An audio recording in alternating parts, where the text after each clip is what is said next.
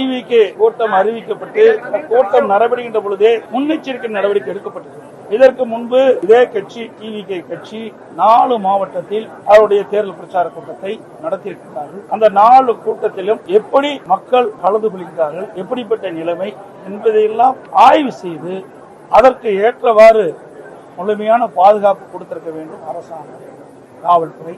அதே போல அந்த பாதுகாப்பு குறைபாடுகள் இருப்பதாக தொலைக்காட்சியில் பார்க்கின்ற பொழுது தெளிவாக தெரிகிறது. ஏற்கனவே மாவட்டத்தில் நடந்த EVK பிரச்சார கூட்டத்திலும் முழுமையான பாதுகாப்பு வழங்கப்பட்டதாக தெரியவில்லை. இதெல்லாம் தொலைக்காட்சியில் பார்த்துதான் நான் இதை குறிப்பிடுகிறேன்.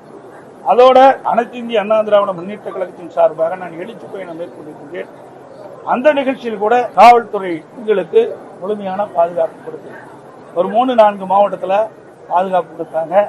இது எந்த மாவட்டத்திலுமே இந்த பொதுக்கூட்டம் நடைபெறுகின்ற இடத்தில் காவலர்கள் அந்த பொதுமக்களுக்கு கூட்ட நெரிசல் ஏற்பட்டால் அதை ஒழுங்குபடுத்துகின்ற பணியில் ஈடுபடவில்லை.